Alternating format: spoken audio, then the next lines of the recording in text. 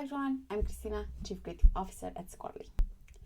And today we are going to take a look at this question: can I post on all social media profiles at once? So let's go inside Squirrly Social. Right now we are inside the post calendar feature in Squirrly Social. In order to create a new post, you have to either click over here on plus post or over here create a new post. Then, in order to send a post to all your social media profiles at once, all you have to do is click over here to check this box, all.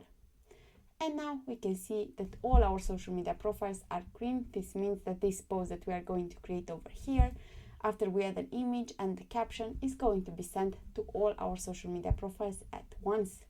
So let's do that. So I'm going to add an image over here. Let's click on it. And then let's click over here and click on upload. Let's click on the image and then click over here using post. Let's paste our caption over here. And then let's activate this tagger to schedule.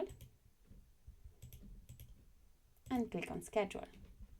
So now we can see over here that this post is going to be sent to all our social media profiles that are connected at this particular moment for this account. So it's that simple to post on all your social media profiles at once. Basically, just have to click on a checkbox. Until next time.